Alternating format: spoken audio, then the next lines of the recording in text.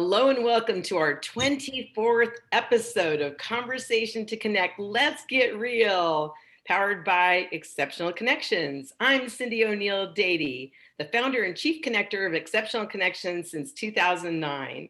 At Exceptional Connections, we offer intentional and innovative solutions to boost your business.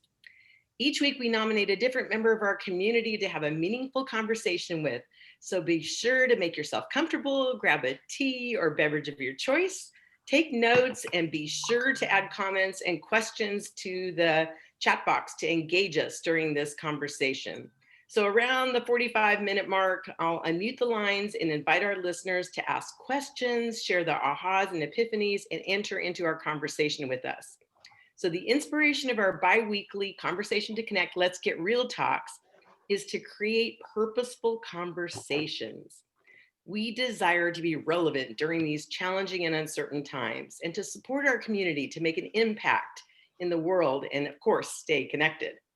So as we get started here, I want to invite you to set aside distractions, invest yourself and your attention to the conversation at hand, and look for just one idea that you can take away and put into action so you don't cheat yourself out of the time you've invested here.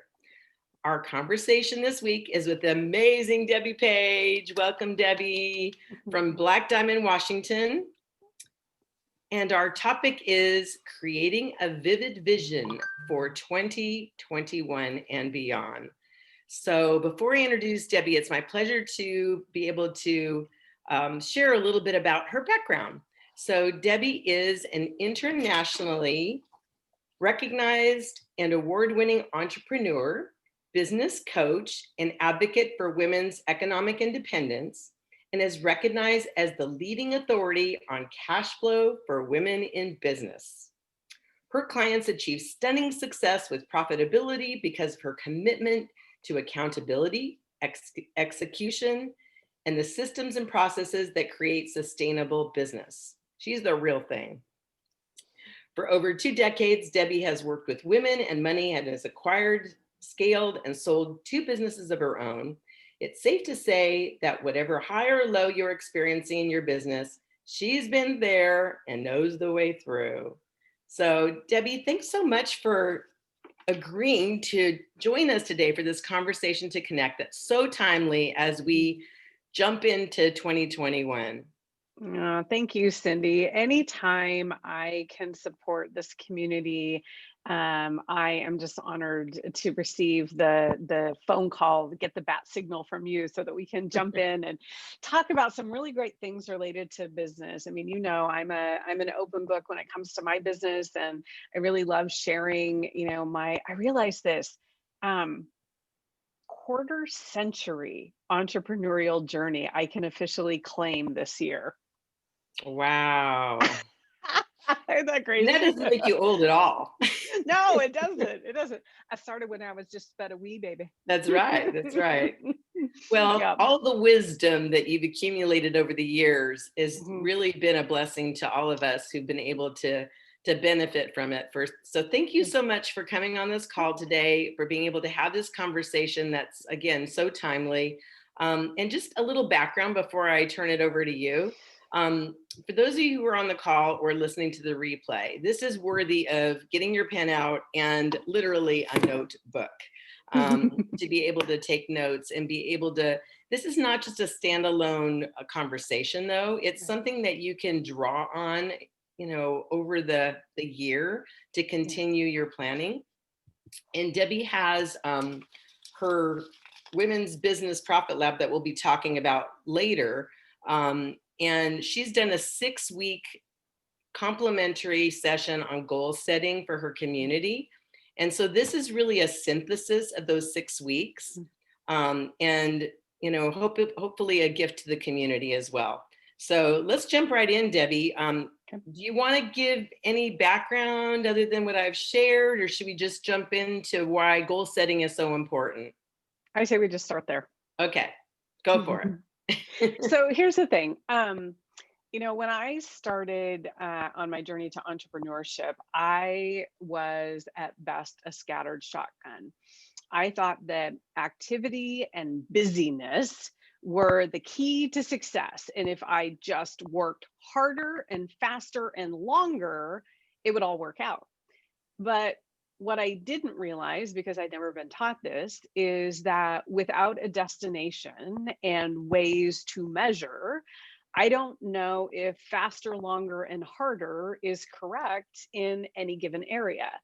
And that really started me on a journey of personal development, self-discovery, really leaning into the teachings of, thought leaders and gurus and personal and professional development folks who really talked about the importance of setting goals and breaking goals down and what that looked like. And what I have found for myself now over nearly 25 years of being an entrepreneur is that the best thing that anyone can do is listen into all these conversations that you can on goal setting and strategic planning, and then take those pearls out that resonate with you and create your own system, right?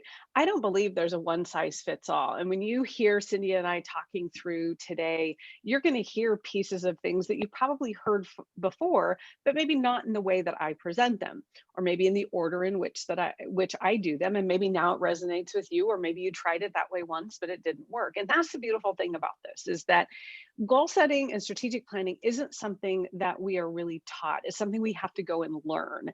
And I think that's the piece, especially as entrepreneurs, that's so important to remember, on our journey, is that it's this continual commitment to lifelong learning. And goal setting needs to be part of that professional development toolkit that you keep filling up every year. Very well put. You're right. It's accumulation of things that we've learned and we implement. Mhm. It's, trial and error in some cases.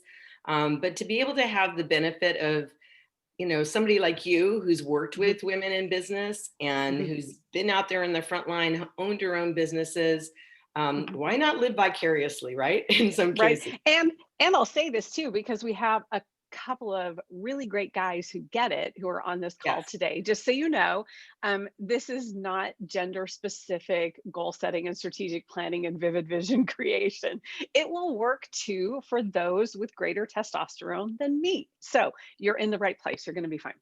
Yes. No, thank you for mentioning that. I was going to, add on to be inclusive of, and really honor everyone who's on this call and Yep. listening to the replay.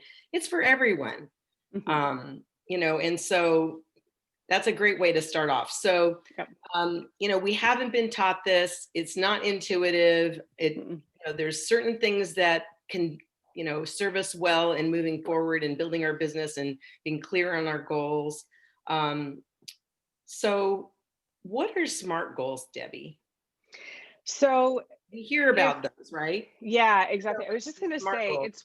it's one of the, I would say, oldest and most familiar methodologies of goal setting, where you can break down and use the word SMART as an acronym to check yourself when you're doing your goals.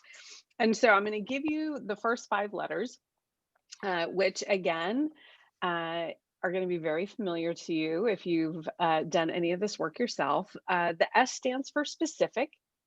The M stands for measurable. The A stands for achievable. I sometimes substitute actionable as well. Uh, R is for relevant. And then T is for time bound. So that's what SMART stands for. And what I love, and this is the example that I give. So in my private client work, I might do a discovery call with a woman, and we're talking about what are her main objectives for the coming, 90, 180, 365 days a year. And maybe the first thing she says is, I want to make more money. And I love that. I love that people want to make more money, but that's not a SMART goal, right? It's not specific. More is just more. We don't know how much more, right? And if we want to go onto the woo woo side of personal and professional development, the universe gives us what we ask for. But we need to be specific about what we're asking for, right? So when it comes to your SMART goals, you want to be really specific. It needs to be clear and well defined. I want more clients. How many more clients, right? Measurable. That's the quantification of that process. I want 5 more clients. I want 5 more of the right clients, yeah, that are willing to pay me cheerfully, happily, on time, every time, right? So we can even go even further. The achievable, this has to be something that seems reasonable to you. I'm good with a stretch goal, but if we're sitting here at 0 and you tell me that you want to make $1 million in revenue this year, you have no business plan, you have no revenue model, you have no marketing plan, you just woke up and decided to be an entrepreneur. I'm all about people setting really big goals, but I also know that if we set really big goals often enough and we don't hit them, we get really discouraged. And so I think we need to create a correlation between, is this achievable for me right now? Absolutely. I want you to get to that $1 million, but maybe that's part of the bigger, vivid vision process. Maybe that million doesn't come in year one, right? So let's scale ourselves into that process and make that part of the vivid vision. So, and making it something that is achievable now.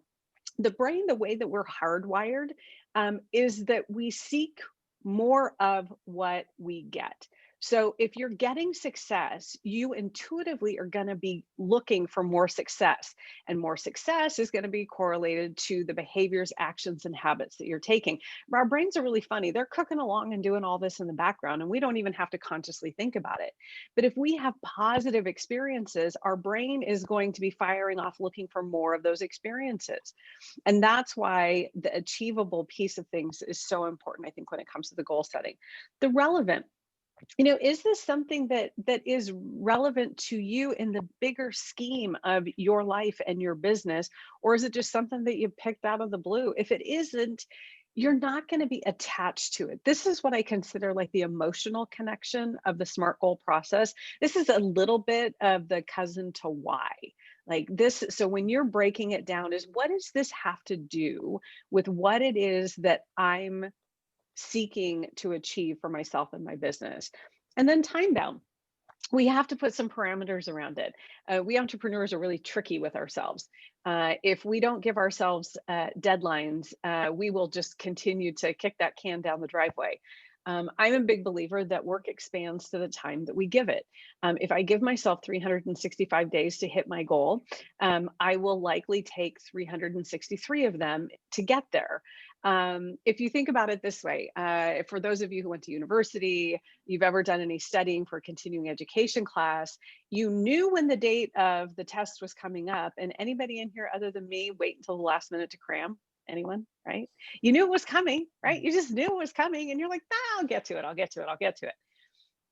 With time bound, and this is something, Cyndi, that I talk about a lot, is I want to have the big picture goal for the year, but then I also want to see you break that down. And I want you to be working in your 3-month, your 90-day plans, those quarter plans, as if it's a year. So there's really a compressed time frame, because that gives you something then that you can adjust and modify, and then you can go into phase 2 of that year and work through that quarter as a very small piece of things. So specific, measurable, achievable, relevant, and time bound. And breaking them down in the time bound category is super helpful for you as well. And that's such an important tool as we head into the new year, right? To really take a look, reevaluate. We've most of us on this call and maybe the replay have heard about SMART goals, but what we haven't heard about is how to make them smarter. So that's something that you've been sharing with our community in the past, and I love it. So how can we make our goals smarter, Debbie?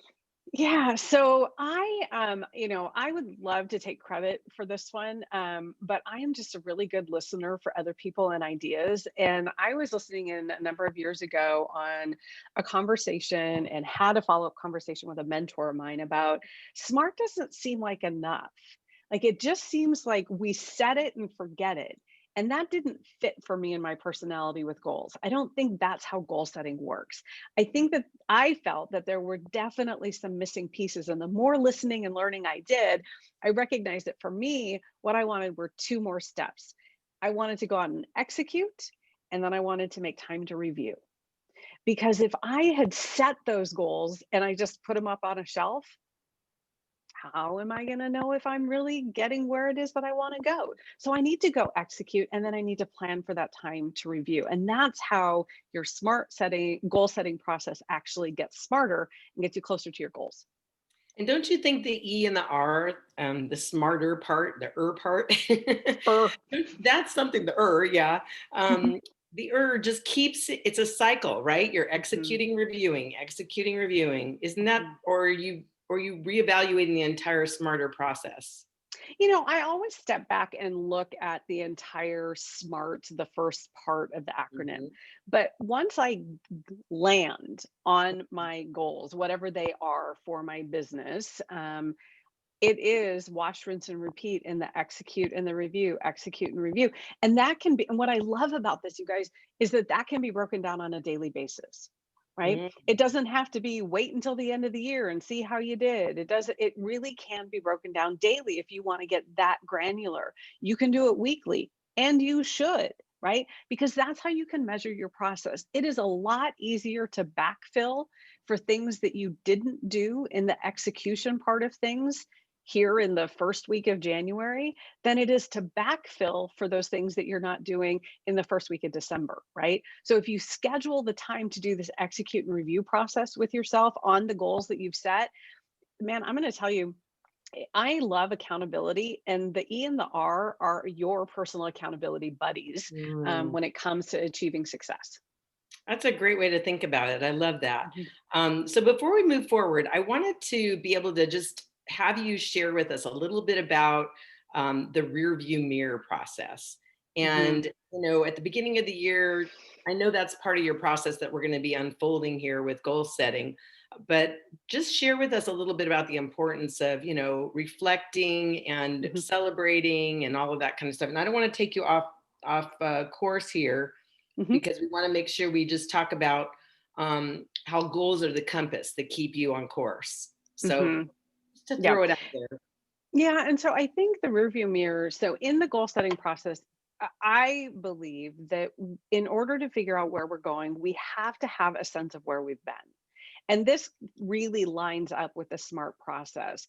If we're not giving ourselves the space and time to look back and figure out what's working, what's not, what did we do really well, what do we need to improve in terms of personal performance and output, setting a SMART goal going forward can set you up for a cycle of failure. And Mhm. so, too many times, I see entrepreneurs, they don't, I can't tell you how many times I have this conversation. Tell me about your goal setting process. Well, I've basically been, going back and looking at the same things that I didn't do the year before and carrying it forward to this year. I'm like, well, how's that working out for you? Well, I've been doing it for 3 years. Are you getting anywhere? No. Maybe there's another way to look at this. Like, so I want people to look at like what is working, what didn't work. So if you're not hitting those objectives for 3 years in a row, what's happening? What are the people or the processes? What is it that's not in place, or is it even important to you anymore? I mean, has anybody ever just thought the thing that you did 3 years ago was really important, and you just keep carrying it forward because you haven't given yourself the space to be thoughtful and mindful? And I think that in the goal setting process is the one piece that among the pieces, but it's at the top of the things that we don't do enough, which is to look back and to it's a small mirror in the car because that's not the way we're going. But it's important to see what's back there so that we can make really good decisions about what's ahead. Right. And it's such a good reminder. It reminds me of the Jurassic one, where you see the little rear view mirror. It's like, oh boy, because it looks bigger than it really Hmm. is. Yep. But we really should keep our eyes, looking at Hmm. the windshield of our car instead of the rear view mirror. So that's a Absolutely. great reminder. So Hmm. again, I love the analogy of the goals being the compass to keep us Hmm. on course. Hmm. So tell us more about that as we jump into this topic. Hmm. So, if we don't have a sense of where we're going, we're never going to get there, wherever there is, right? We'll go places, but we're not going to get there. And that's why I think the goals serve as our compass. It's a way, especially when you break them down, Say as an example, you as a business owner have set a top line revenue goal for $250,000 this year, $250,000, which is a beautiful revenue goal to set. And if we said as a compass, okay, then mathematically, if we just divide that into 4 pieces and we hit that every single quarter, then we will be on track. Not true, because not every business has the same consistency given either industry, timing, um, types of service work that they do. Revenue rarely comes in at the steady eddy click every single month, all month long. And I think that's one of the traps that entrepreneurs get in, especially when they come from corporate, is when you're in corporate, you're used to getting the same paycheck every 2 weeks, every month. And so when you transition into entrepreneurship and you're not getting, yeah, exactly. You're like, wait a minute, what happened? Why am I not getting the same amount of money every single month?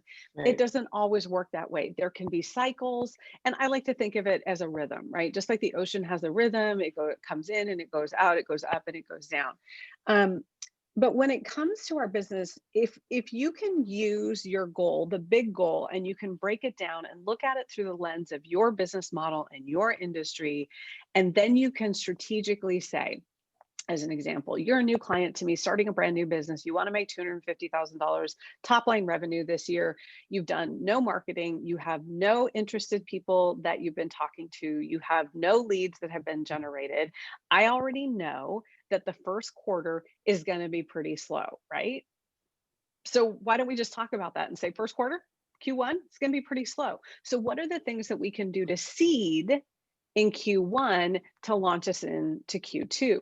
And this is where the compass comes in, right? So now it may not be that revenue in Q1 is our North Star, but it's about quantifiable action and activity, right? Networking events, direct mail, podcasting, whatever your marketing endeavors are, but being able to measure those things, knowing that you're getting closer and closer every time, and then evaluating again, monthly, quarterly, whatever works best for you, on what are the new units of measurement in that compass that you want to be using to judge, and I use that word very intentionally, and evaluate your effectiveness and your efficiency in getting yourself where you want to go. That's so true. And then, so they hold you accountable. Goals Mhm. hold us accountable to what we really want to accomplish. Yeah. They keep us, focused. But there's different personalities. Let's speak to Mhm. that. So there's people that are intrinsically motivated and Mhm. extrinsically motivated. Could you Mhm. shed some light on that too? Because I'm sure there's people out there that are saying, okay, we all Mhm. handle things differently. Absolutely. I have clients who are really treat motivated, right? And I don't decide this for them, they do. They are the people who want the trophy, the ring, the plaque, the sticker, whatever it is, they want it.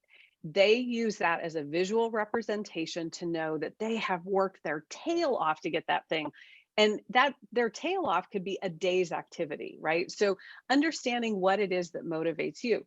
There are others of us who are intrinsically motivated. I Please don't give me the trophy. It just collects dust and I'm not going to dust it and that's going to annoy me, right? I do it, but what I want is I want the gosh, you did a good job, right? Gosh, you did a good job. I don't want the trophy and the trinket. I just want someone externally to validate me. And so Mm. how do you do that, especially if you're a solopreneur? Well, you either hire a coach, you find an accountability partner, you get into a mastermind group, right? The idea with entrepreneurship, guys, is you're not meant to do this alone. So you have to build your team around you. And if you know that treats and trinkets are your reward system, then when you have your goals set, identify what those treats are going to be for yourself. Is it a new piece of equipment for your office? Is it something that's going to make your business life easier or better or more efficient? If you're the words of affirmation person and you want someone to be, giving you those encouraging pats on the back, then make sure you have talked to the people in your world, formally or informally, about, hey guys, I'm working really hard on this thing. And just know I'm going to reach out every once in a while with a progress report. And it would really help me if you gave me some atta girls or atta boys while I was doing this. People want to help. If you tell them what you need, they're more than happy to do that.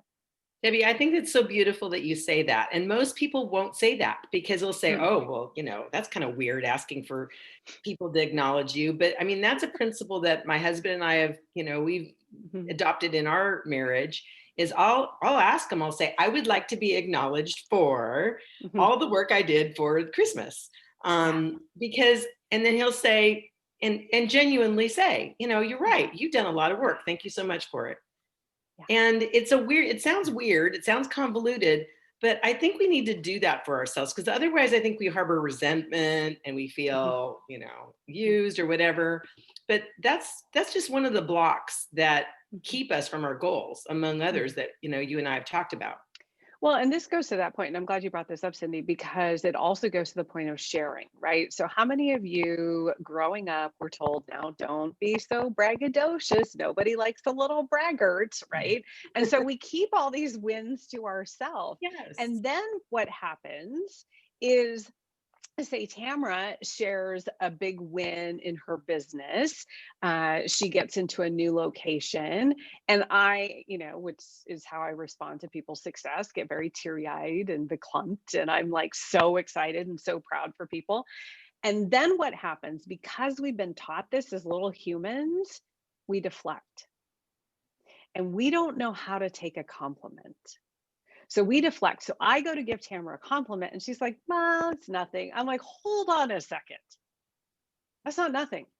That's the thing. And it's a big thing. And I want you just to stand in that." And this may be more of a female thing than a male thing, but women, we are notorious for doing this. Any kind of compliment, we discount ourselves. "Cyndi, that's a lovely blouse you're wearing. Oh, thank you. I got it on sale." I don't care that you got it on sale. Like, Right. hooray for you for being thrifty, but I'm Yeah. just complimenting you on your blouse. Yes.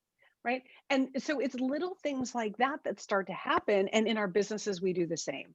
And so letting the people around you know how you want to be acknowledged is absolutely critical. And even in networking groups, like we all make really good friends through our networking groups.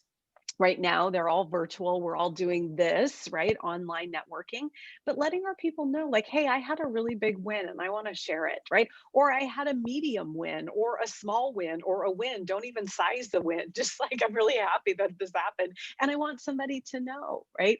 Cyndi, you do that really well with exceptional connections, right? You give people the opportunity to give shout outs to one another because sometimes it's not easy for us to talk about ourselves. But I want you to be able to acknowledge in the goal setting process how it is you're going to celebrate. Because what we don't want to do is get stuck in this grinding, grinding, grinding, right? How many times do we hear about that? We just need to grind it out and gut it out. Yeah, there's a lot of hard work that goes into being a successful entrepreneur. And there is also reward and recognition. If you were in corporate somewhere and you landed a big deal, I guarantee you that your, immediate superior would be super happy for that success. So you need to create your own little board of direction, your own little CEO circle, so that you can celebrate those things. So celebrating our goals is important and also realizing that goals help us through different mental blocks we have. So let's talk about Mhm. that. Yeah. So I think sometimes I, I want to, I'm going to pick up on that by saying, I also want to make sure that each of you are sharing your goals with other people. Goals are not meant to be secrets, Good point. right? Not meant to be secrets. Goals are things that we're meant to share because of a couple of reasons. First of all, giving voice to it makes it real. And second of all, giving voice to it, it encourages and opens the door for other people to come and support you. How are you doing on your goal? If you've ever been part of a wellness program, right, whether it's Weight Watchers or any of the other programs that are out there, at some point on your journey, they begin encouraging you to share.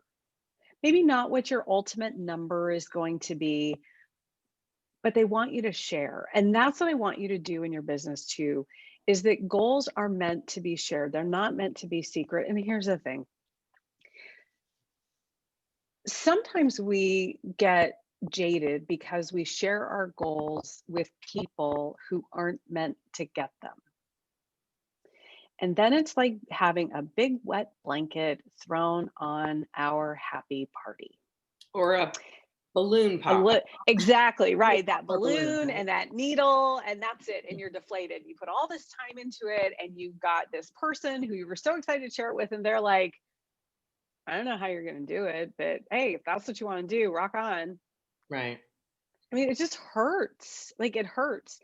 And so I remember, and I was telling Cyndi this, I remember, I can't, if it was somebody through eWomen Network, the founder, Sandra Yancey, or if it was Lisa Nichols, I can't remember who I heard it from first. But one of them specifically, and probably both of them, frankly, had said, not everyone is going to get your dreams and goals. They're not supposed to, they're not theirs. Right. And so make sure that as you're growing your businesses and you're doing your goal setting, I think goal setting is done best in collaboration. I really don't want you to be doing these in little silos. I want you to be getting together with a group of people, either virtually or in person, when we can start to, revisit that as an opportunity.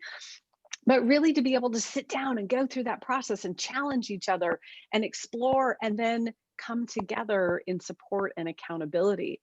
If you can do that, you're going to find that your ability to get to your goals is going to become much more consistent. It's one of the top reasons that when you talk to professional athletes and business professionals, one of the top reasons they give for achieving the great success they do is that they have people who they are accountable to, whether that's a professional coach, a mastermind group, accountability partner, whatever. That's the top reason, one of the top reasons that they give for being able to get where they're going, is that they have the people who aren't going to hold the balloon and then pop the needle, but they really are going to support you and to celebrate you and to make sure that you are doing the execution and the review part of your goal setting as well. Yeah. So what I hear you saying, just to kind of tie a bow on that thought, Mm-hmm. is you need to have discernment. You need to be discerning. So when you select your accountability partners, they need to be people who are for you and Yeah. are like-minded with your vision and not going to be naysayers, right? And Mm-hmm. Mm-hmm. Yeah, and and I think there's profitable. an yeah, and I think there's an important distinction here. It's not that we only want yes people around us. I want people to challenge me. I Okay. want people to test me on my conviction to what I'm doing. But what I don't need in my life are the people who aren't doing it from a place of goodness, Mm, right? It's that idea, and I'm a visual learner, and so I see this when I share something with someone. Two things either happen energetically. Either they're like leaning in and going, "Oh my gosh, that's so cool!" Like, how are you going to do that? You feel that? Like, how are you yeah. going to do that? Versus this person energetically who's like, "Huh, that's interesting. So how are you going to do that?" Right? It's a big difference in how we support ourselves and make sure that we're getting closer to what we want with the people around us. And sometimes the people we need to change the most are the people who closest to us. And if we can't change them, which you can't, you need to make sure that you have a circle of influence around you from business buddies, accountability partners, and things like that, who will give you this kind of energy versus that kind of Right. energy. I think that's a beautiful distinction. So thank you for that. Mhm.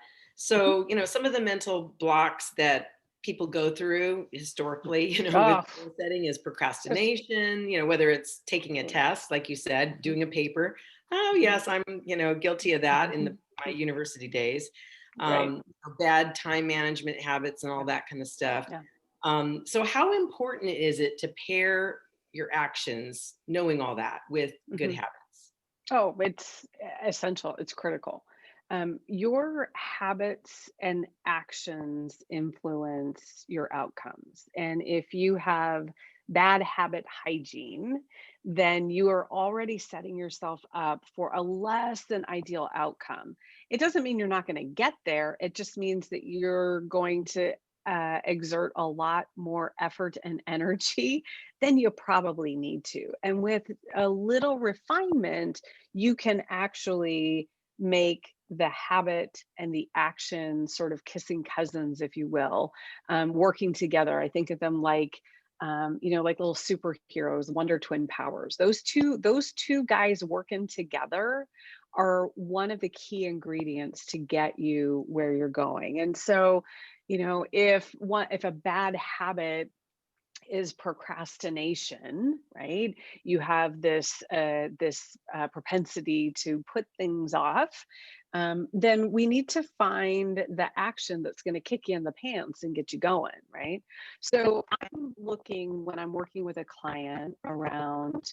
Okay, they keep procrastinating. They keep procrastinating. I have to get to the why of that. What is it that's keeping them from procrastinating or keeping them in the state of procrastination?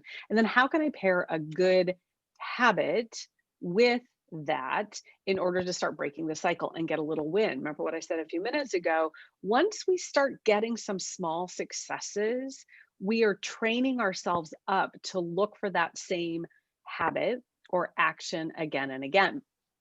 Some people, it's time management. They're trying to do the right thing, but at the wrong time. Some people, it is ineffective calendar management.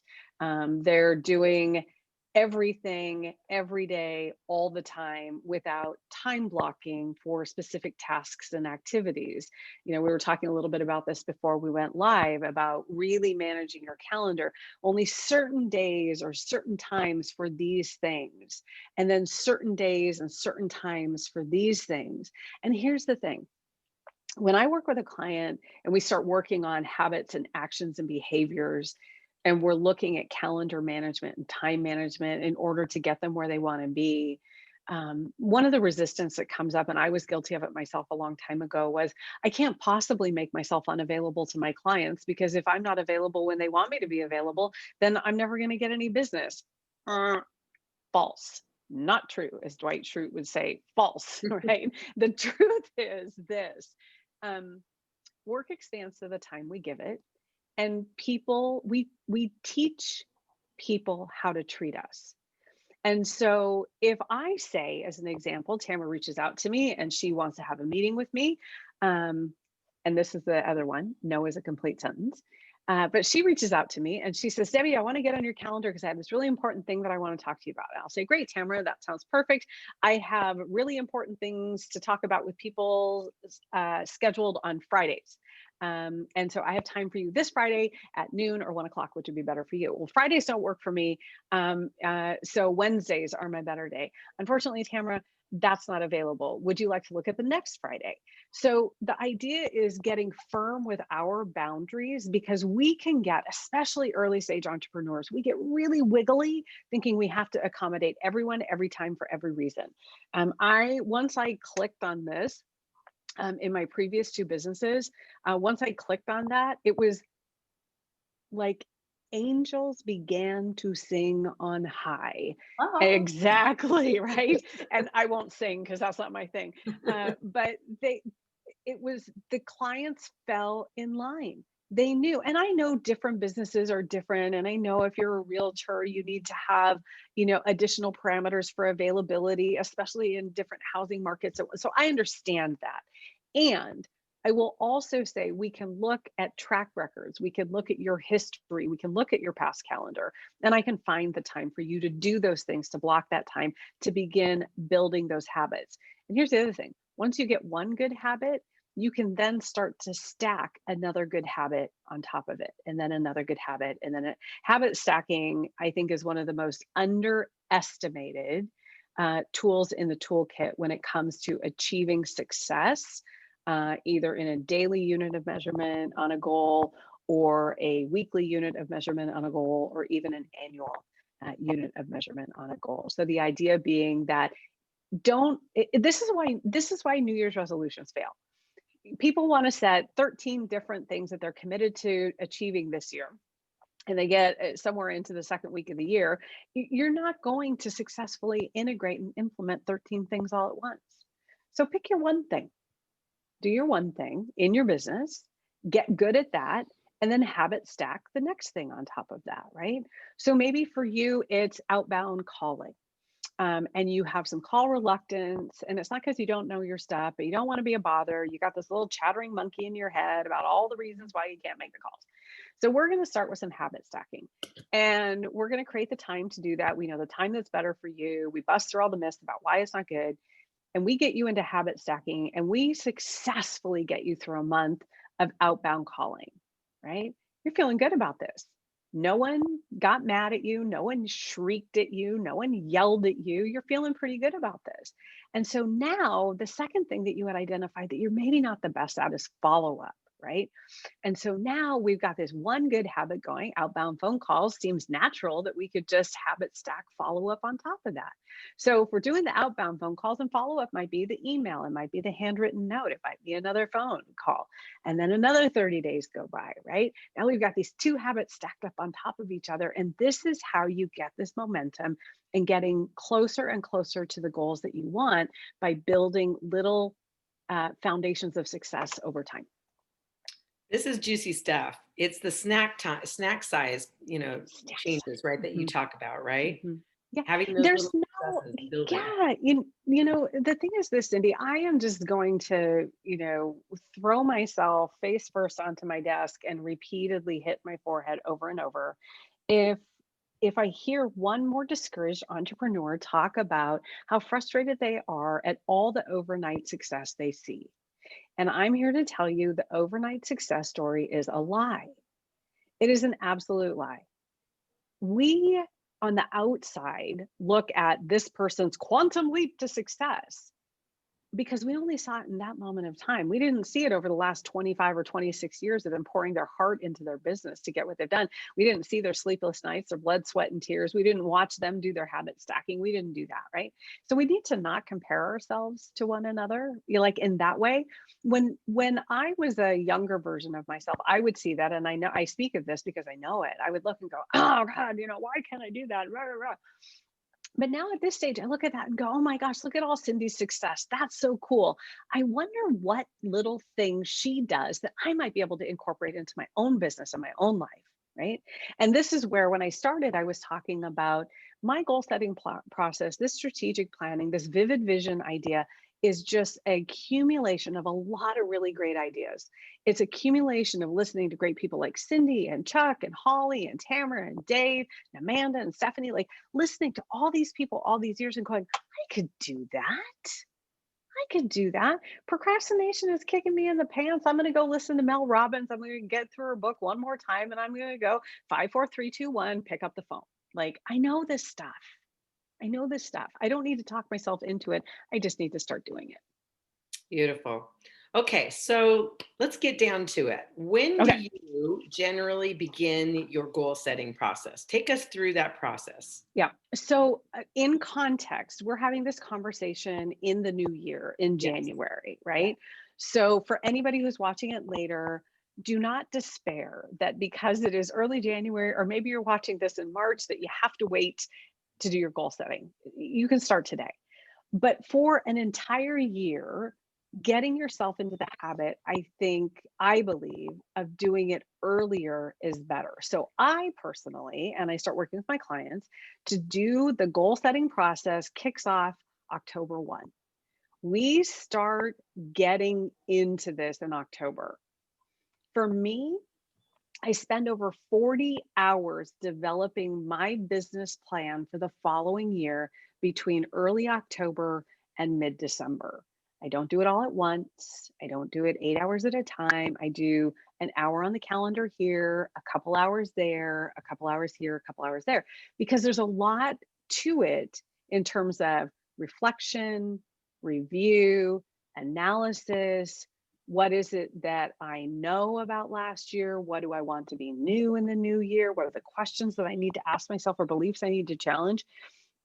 And so I start in October and then begin my process with the reflection, the review mirror. That's where I start, Cyndi. Is I want to take a look at what really worked this year. The last few years have been, I don't know if I don't want to use the word challenging anymore. I want to say they have presented some unique opportunities. And I'm a hard charger type A. And I am used to achieving great success. I set my intention, put my thing out there, back myself into the steps that need to be done, and execute, execute, execute. I am not fast at this, but I am consistent. I am the tortoise, day in, day out, day in, day out, day in, day out. That's what I can do. And then you throw things into the mix as life of the universe does. I have, a father who passes away.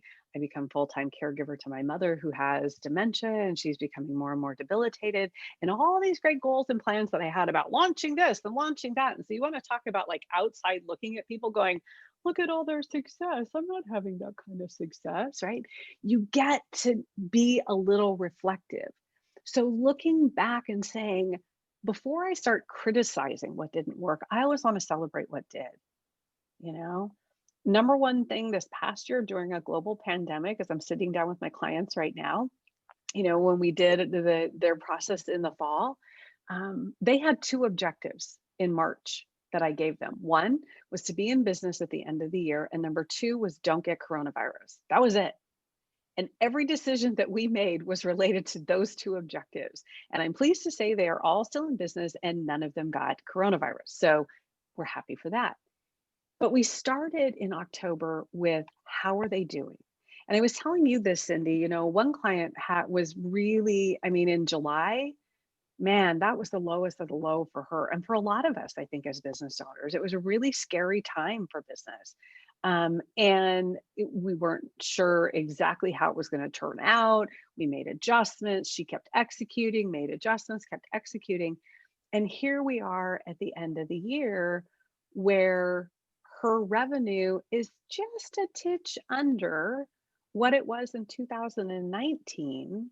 And she was shut down for 3 months.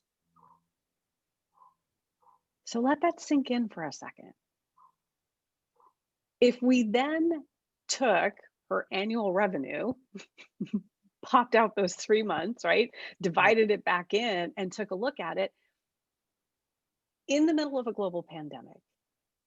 Not only did she survive, but she thrived, right? And now she's got this great momentum coming into the new year.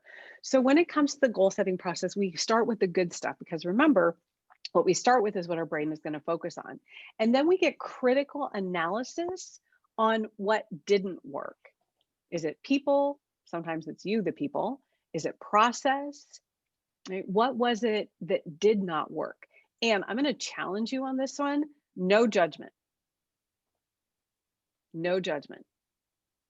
You are sitting and analyzing your business. Imagine if somebody had called you in to do an analysis of what didn't work on their business. Would you have judgment? No. You would just look at it, fact of the matter. Like, okay, it doesn't look like this is so effective. It doesn't look like that's so effective. So we start listing those off and then we start asking the whys. Why is that not working? Why did that not happen? Why are you not executing? Why are we not getting that done? Why are we not converting? Right? And then we can solve for those things. And sometimes the solve is it's just not important anymore. What I thought was going to be important when I set this up in October of 2019 isn't so important in October of 2020. Right? Oh, mom's here. So depending on you, right, that's where you start. So I encourage you to just start gathering your things. If you think about it too, it's kind of like the tax planning process, right? If you don't just arrive on April 14th to hand your accountant the tax information that they need, right? You start gathering it up in January or earlier, potentially. So shouldn't we, or couldn't we at least do the same when it comes to goal setting in our business? Couldn't we start gathering up this information so that instead of waiting until January 1st, we're actually launching in January, right? So for me, it's evaluating through October. It's getting clear in November about what it is that I want to have as my outcomes for the new year. I start to map out the way that I'm going to get there. So working on my roadmap. And then in December, early December, I'm testing. right? I'm testing all my theories. I'm testing the math of my theories. I'm testing the execution. I'm testing from a people or process standpoint. I'm testing. And so by mid-December, I'm executing. So I'm using those last 2 weeks of December as my runway. So come January 1st, January 4th, whatever it is for you, like the wheels are already in motion. I already knew when I woke up this year and turned on my office lights on January the 4th that the wheels were moving forward. And that's what I want. I don't want to be thinking about what I need to be doing at the first of the year. I already want that momentum to be there. So that's the process that you've used. And but then there's those of us who, we land here on January 1st, get Mm-hmm. our little notebook, right? Yep. We Yep. start planning, envisioning, and I'm excited to be able to share the vivid vision process Yep. that you have as well. So just quickly help us to understand and just wrap our minds around that it's okay if we're Mm-hmm. here on the other side of 2020, or we're in 2021, Yeah. and we're just starting that process, because you have a brilliant way to look at that can really encourage everyone. Yeah. So here's what I would say is if you are getting here, wherever here is in any given year, you can start today. January 1st is just a day on the calendar. It's not the only day that you can pick as the start. There are businesses, as we know, they have fiscal years, they don't operate on a calendar year, and you can do the same thing. So perhaps for you at this point, if it's January or if it's July, right, the process is still the same. You can stop, you can look back at how things have been going, either for the last 90 days, if your business has been around that long, the last 60 days, or even the previous year, right? The previous year, the 12 months prior. You can do this exact same process wherever you are on the calendar, and you can break it down. What's working? What didn't work? What do I want to implement? Because sometimes, if even if you have done this, you have to reset pretty hard. And I've had to do that the last 2 years ago. I had to do a hard reset. And I literally had to take 4 of the 5 things off the goals because I knew I would be nothing but depressed when I got to the end of the year because there was no way I could do them. So instead, why not take them off and focus on the one thing that I wanted to do, which was incredible client service and outcome. That was it.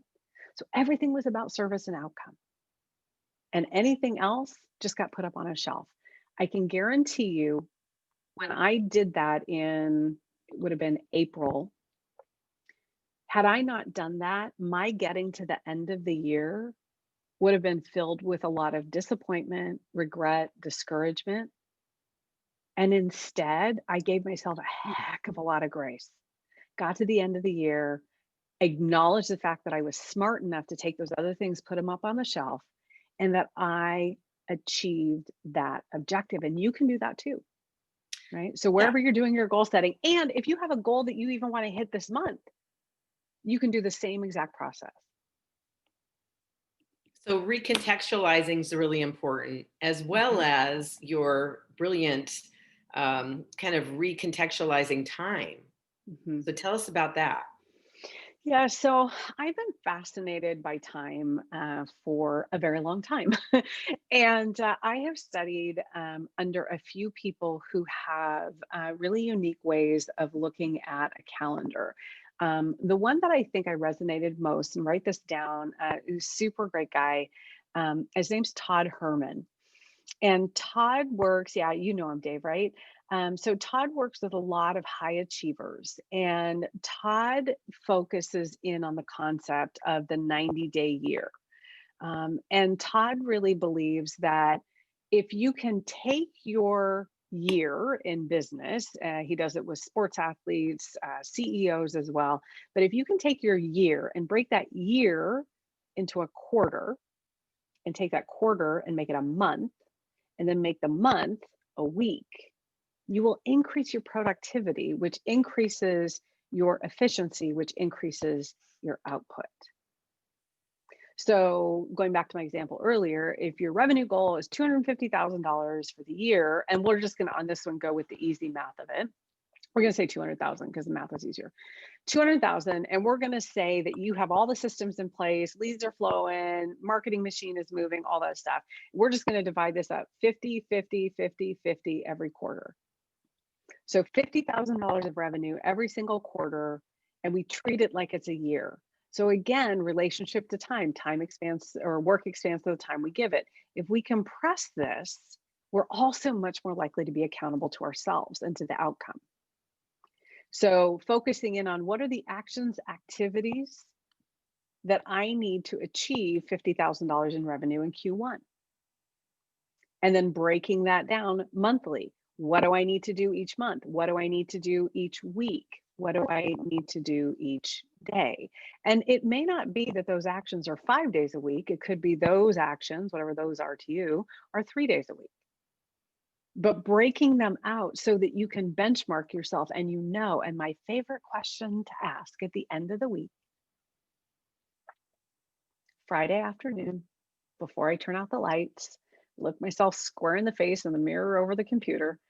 So, do you have a job next week?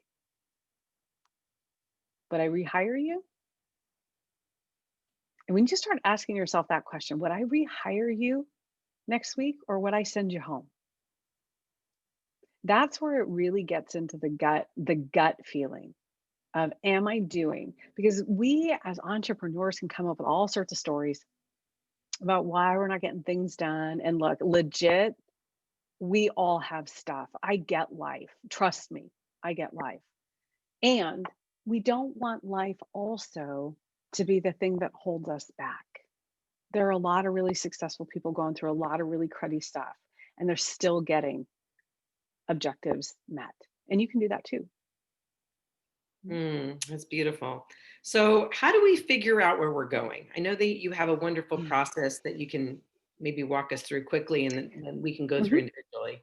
Yeah. So, what I think goals are good for immediacy, right? So daily, weekly, monthly, hourly, however you want to do it, yearly goals. One of the things that I would love to see entrepreneurs working at is the next level up. Instead of being in the weeds like this in your business, being able to lift your head up and look out. And that's this vivid vision process. If I was to ask you, Cyndi, 5 years from now, where do you see yourself? That can get really overwhelming. Like, I don't know. I just came through a pandemic and I'm still kind of in it. I can't really tell you where I'm going to be in 5 years, right? But It's overwhelming. it is overwhelming, and when we get overwhelmed, what do? We shut down. Right. So, there was a fellow that I found a few years ago who talked about this idea of a vivid vision and setting up a vision for you can do this for your life, you can do it for your business, for your family. It works on all levels, but setting it up for what does that look like in 3 years?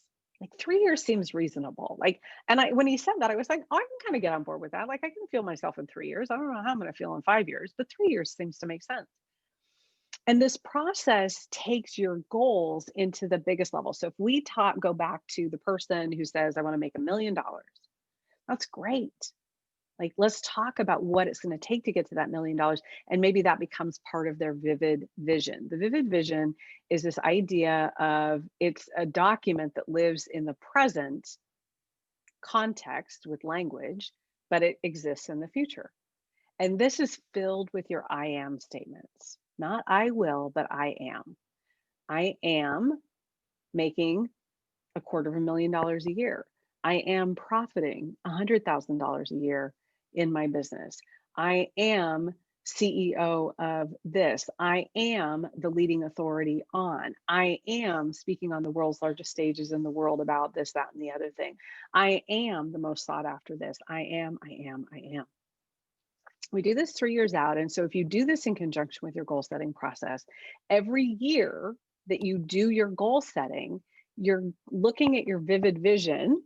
Remember, that was 3 years out, and now you're growing it again. And you're growing it again.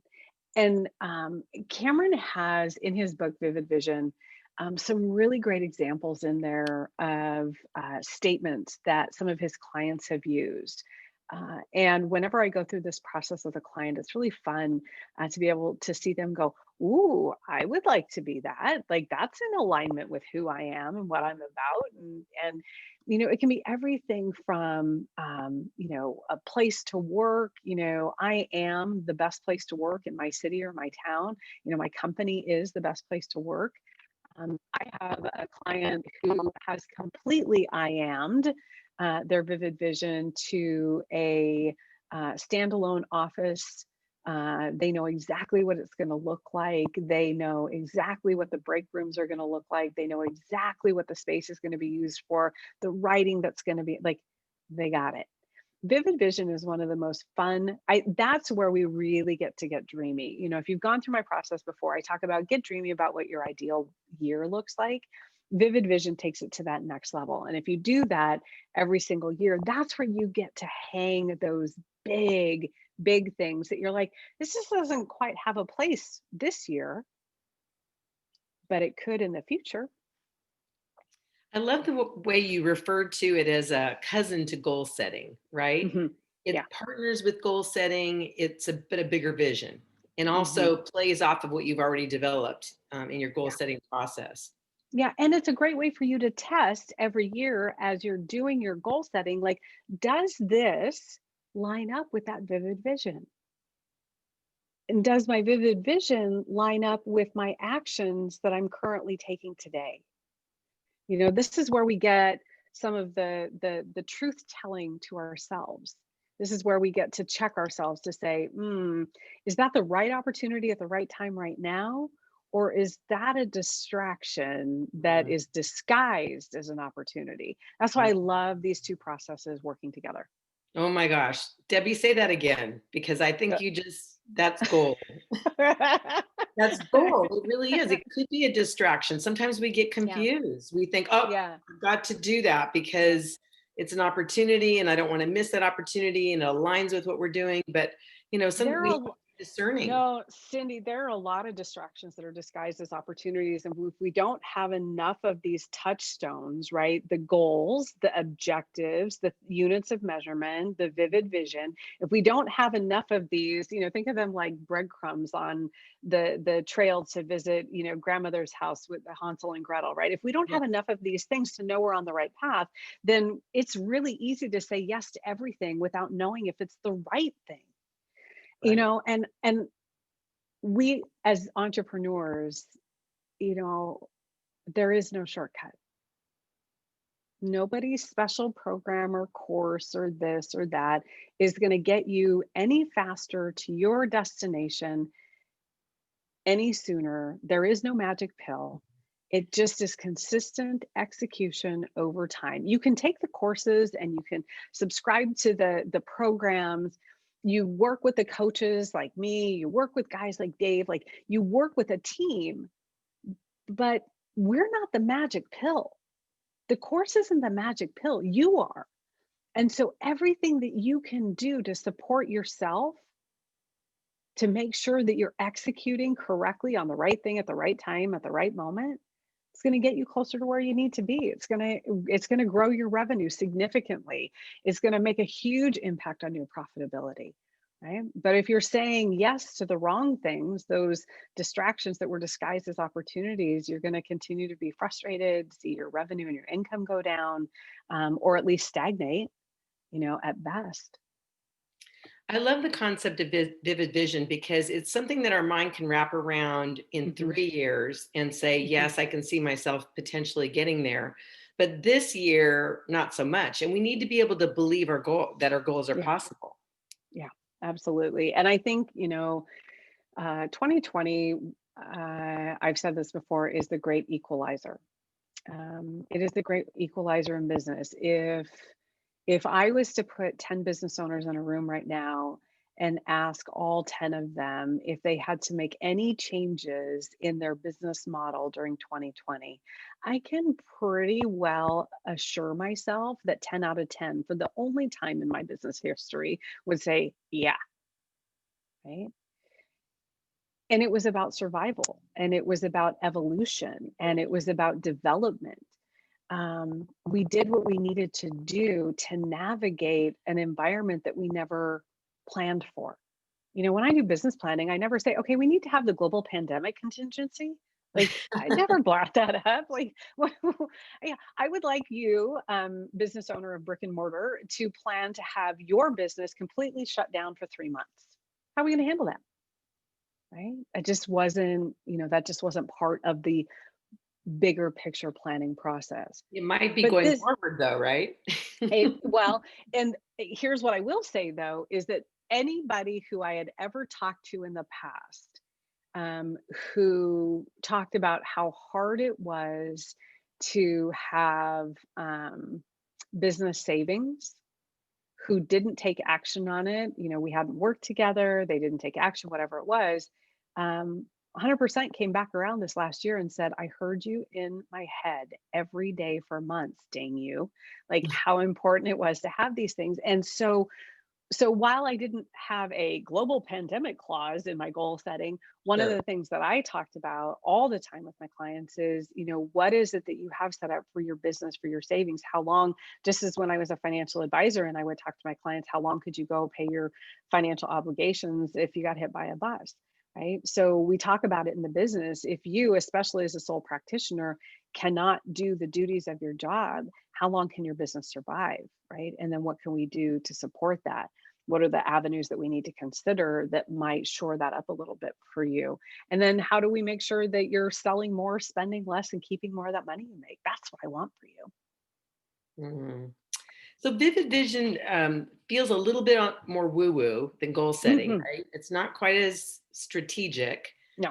It's more envisioning, dreaming, Mhm. manifesting what you want, but it equally is important, right? Mhm. Yeah, absolutely. And here's the thing, when you do your vivid vision process, do not do it at your desk. Do not do it at your Mm. home. Do not do it in a space that is familiar to you in any way, shape, or form. Get out, right? In pre-COVID times, I would send clients, I would assign them the task to, rent a little VRBO in some little inspired space, get out in nature, go for a walk, sit in their favorite park, go down to the beach, go by the lake, wherever they wanted to go. But to just carve out that time and really think about who they wanted to be in the world and how they wanted their business to support them in that work, in that endeavor. And just get a notebook. This isn't computer activity. This is a notebook. There again, psychology, there's a direct connection between writing things down and them sticking in our heads.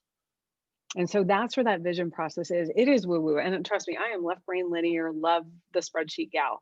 But this process gives me that space to also bust through some of the things that, limiting beliefs that I've had about myself over the years about I'm not creative, I'm not this, I'm not that, right? And so being able to fill all that in and to start thinking about it.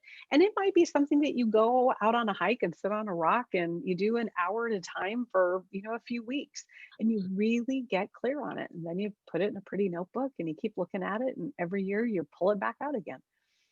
I love your story that when we were preparing for this call, you were sharing about your desire to go boating and how Hmm. you had to carve out time. So I think this is an important illustration Yep. because it brings the vivid vision that's out there, I want to work 4 days a week, Yeah. say, and then say, I can't even imagine how I'm going to compress, 5 days into 4 days. But Mhm. then because of that vivid vision, it allows you to kind of make that the bridge and get there. Mhm. Share with us Yeah. about how your process Yeah. of going from 5 to 4 day work week. Yeah. Yeah. Right. Exactly. And by the way, Tim Ferriss, no, there is no 4-day work week, I'm sorry. It just doesn't Okay. happen. No, but to that point, um, uh, when I started doing this process, I owned a brokerage firm at that time, and I was working crazy hours, like really unhealthy hours, not the kind of stuff that's sustainable. And I know you all know what we're talking about.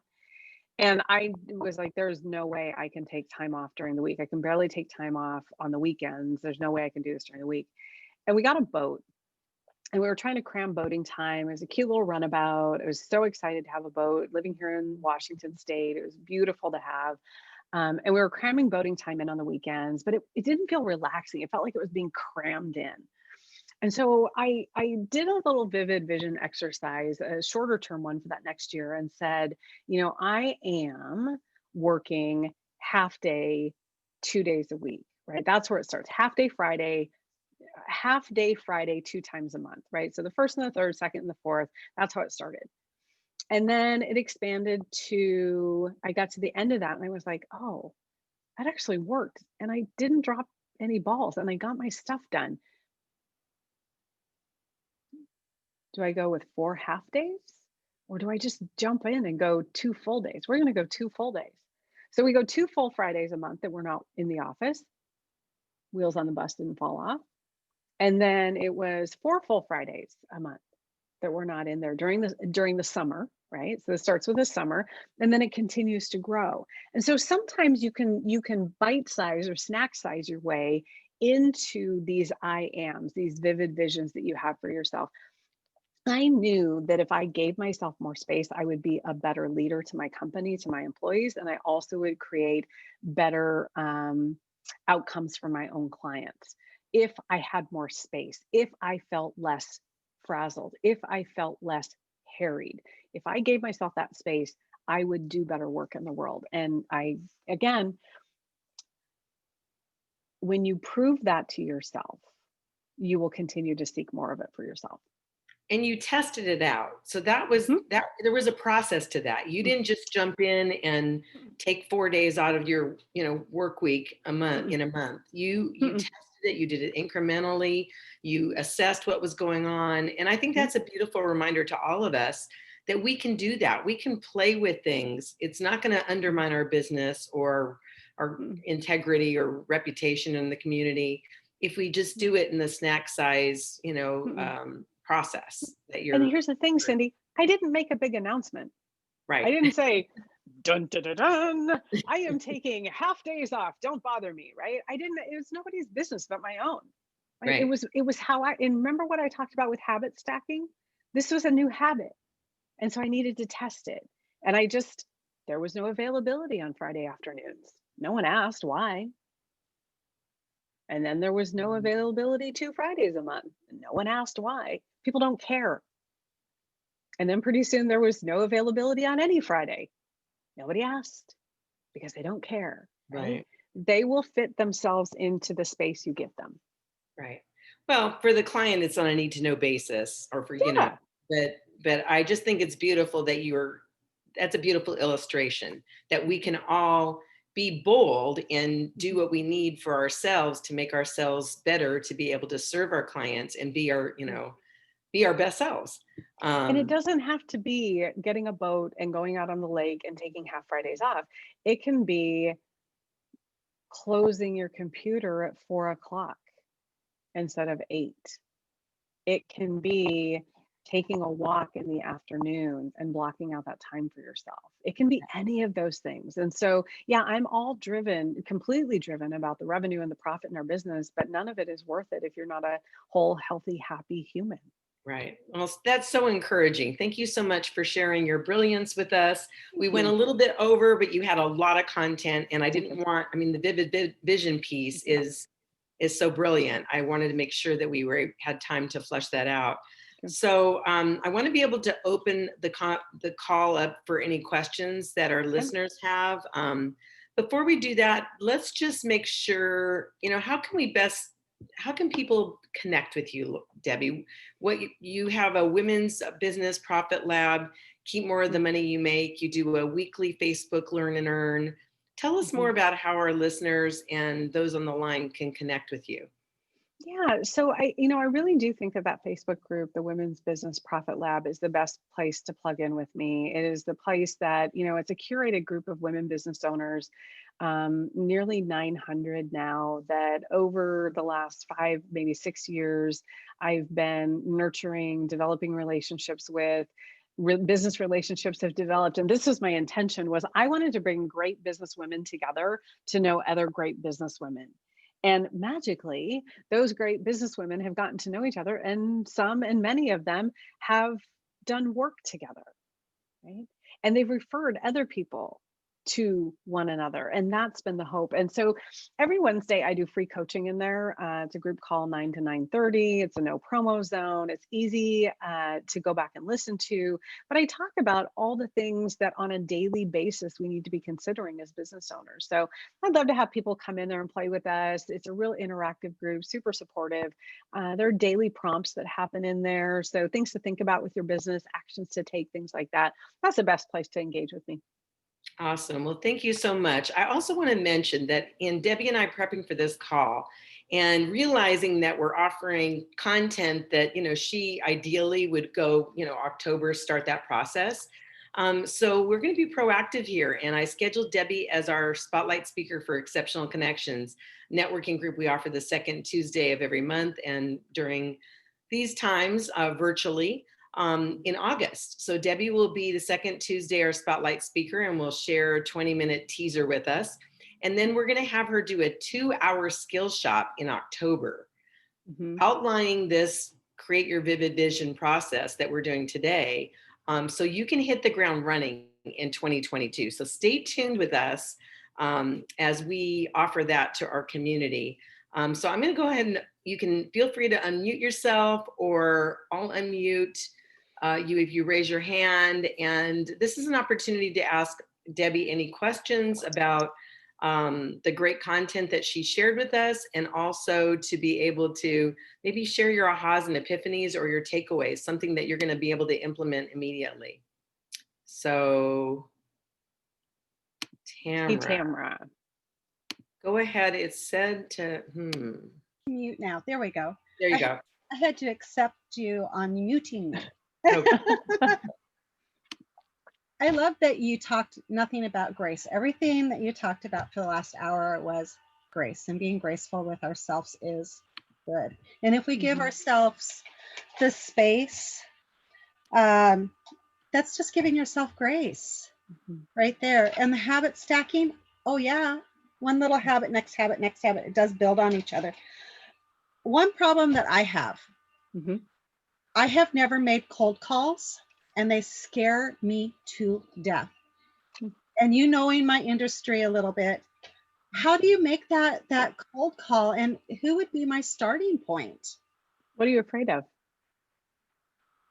The click. And well, when I was in high school, I did a cold call thing on a piano store. I'm getting people to come in and take piano lessons, and I never played the piano, but it was a job. It paid me money. Okay. And all the hangups and people getting mad at me and yelling at me and swearing at me. And it was like, oh my God. And I don't want that. As an adult, I don't want that. So I grew up, context, Tamara. One of my first jobs out of college, I was required to make 100 cold telephone calls a day out of the phone book. So this is 92, 93, right? So way itty bitty pre-internet, right? There was no internet. It was a phone book. Me too.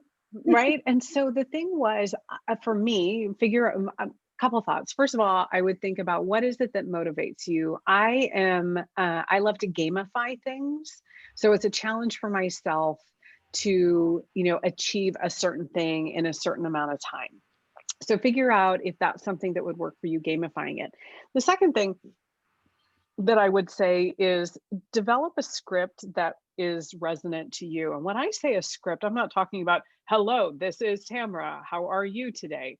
But it is a script that really outlines the purpose of the call. It uses your authentic warmness, and it keeps you on track. That's the other thing. A script I've never not worked from a script ever in any business. I've always had a script that I worked from because it kept me on the straight and narrow. And then the third thing that I would say to you is that before you start picking up the phone book and making your 100 cold telephone calls a day, nurture your network. Work on the warm leads first, right? So work on your inner circle, sitting and reaching out to the Hollies and the Cyndis and the Daves and going, hey guys, I'm looking for connections to this kind of industry, that kind of industry, this kind of person, that kind of person. Who do you know either in that space or who connects to people in that space? I'd love an introduction. So now, habit stacking, your cold calls are actually more warm than you think, and you're really working yourself warmly into the phone call conversation. You can use your relationships. You can do some mining through LinkedIn. If there are target companies that you have, that you want to work with, you can use LinkedIn as a way to mine, to look for other people in your network who may be able to make you introductions to those companies. So those are the 3 places I'd start. Okay. And also I did. Nope, you froze. She froze. Did everybody freeze? I'm still here. Nope. Okay. Holly's Okay. there. Dave's there. Okay. Okay. We'll come back to I'm Tamara. Hi, Amanda. Dave, did you have a question? I saw you unmuted yourself. Did you have something you wanted to share? Well, until the message just said the host would like to unmute you, so I unmuted myself. oh, So, okay. but I will share I really like the look back and the steps in that. The first step of what worked, what didn't, and then why, and then solve for the why, and then testing, and then executing. So you're actually sort of getting a running start on the quarter before the quarter starts. So I thought that was really, really good. For me, I guess the question I have, I'm kind of at a point in my life where I recognize the importance of enjoying the moment. And I have very much been a future-oriented person. So goal setting is like, a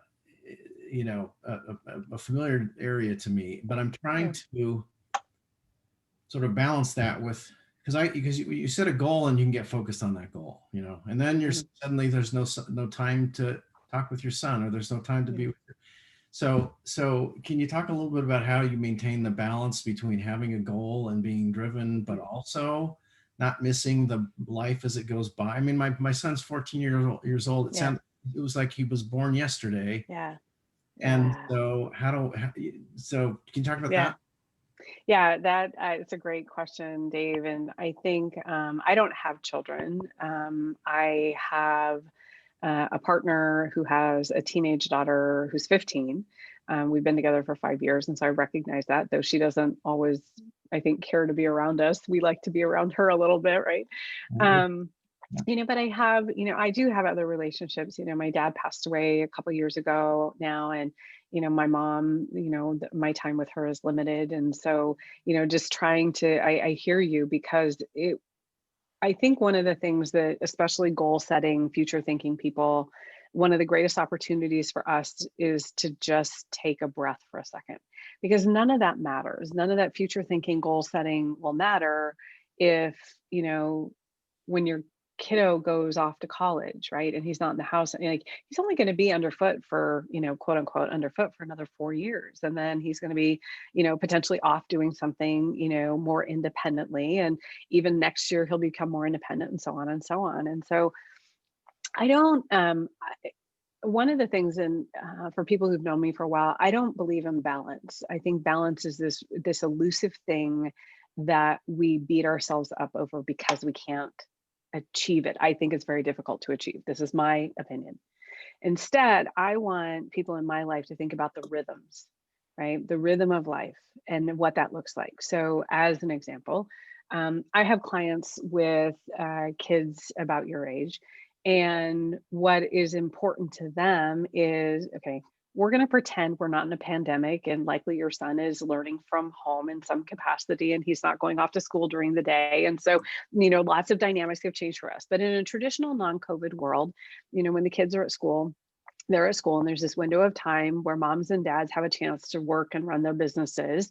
And then when the kids are home, they can be more present and available for them. I have clients who build their entire business around that model, and that during the summer, there is just spaciousness. So they compress their work time into the hours of school time, if you will, 9 to 3, 8 to 2, whatever it is. And then around that, they make themselves available to their kiddos on certain days of the week, however it works for the family schedule and other commitments that they have. And then they work to keep their summers open. I've always said, none of this matters if we don't have time with the people that we love. Like, I don't care how much money I make if I don't have time to spend with the people that I care about and the people that I love. It's books are written, songs are written about the end of our day. Trust me, the things that we're thinking about are not about the extra call that we took or the extra meeting that we did or the night we stayed up until, 2 o'clock in the morning.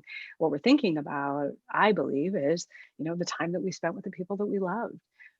So my suggestion would just be, look at the calendar and look at ways. And I think, I know with some of my clients, Dave, it's not about the quantity of time always, it's about the quality, right?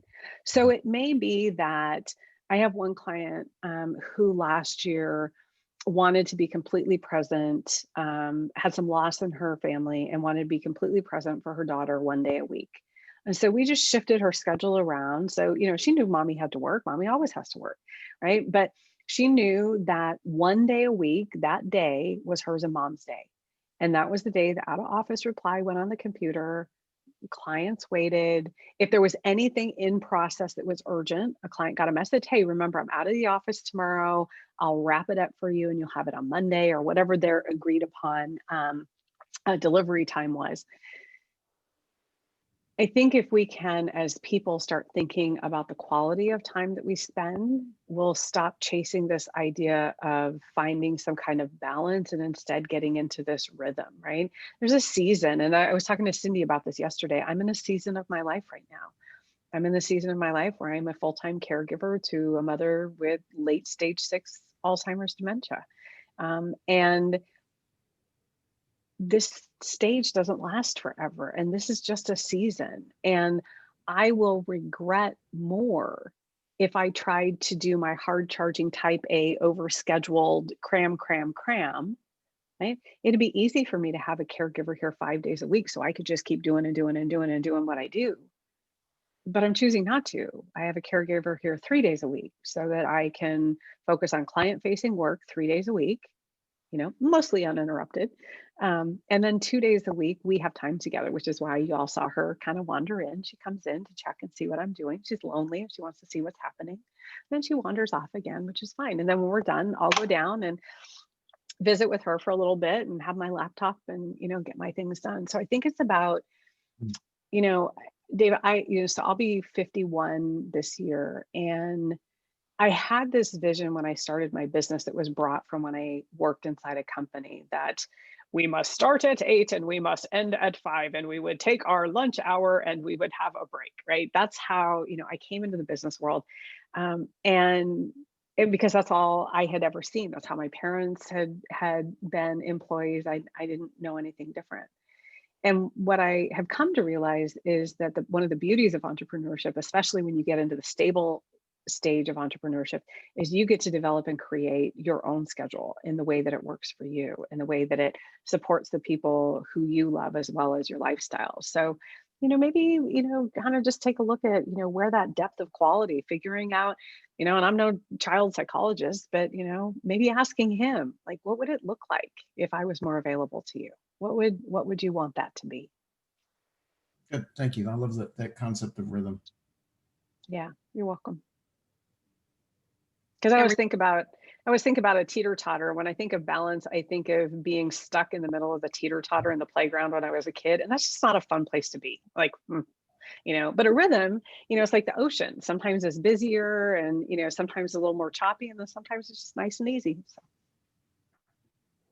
there you go. Beautiful. Nice. Tamara, you cut out. Was there anything you wanted to, in closing, say? Okay. And so Debbie, any closing kind of thoughts that you have as we kind of wrap up this call? Yeah. So, the final thoughts for each of you are this: you're doing an excellent job doing what you're doing already. Take what you took from this conversation and pick as Cyndi said at the beginning, one thing, and figure out how you can integrate that one thing for the next 30 days. And then come back and look at your notes and think of another one thing that you can integrate into what you're already doing that's really well. Anytime I share ideas like this, it's not because I want you to undo what you're already doing. I want you to figure out what in here you can add to what's already working to make your process, your, success even greater for you. And remember that too. Success is defined by you. I don't get to do that. Your success and Holly's success and Amanda's, it is as unique as the fingerprint on your thumb. Each of us has our own definition, and we get to go for that. Beautiful. Thank you so much. So, Debbie, thank you for your time. Thank you for your generosity. Thank you for everyone who is on this call and those who are on the replay. I invite you to the second Tuesday of every month. Exceptional Connections has been meeting for 11 years and really through the whole, since March of last year, virtually.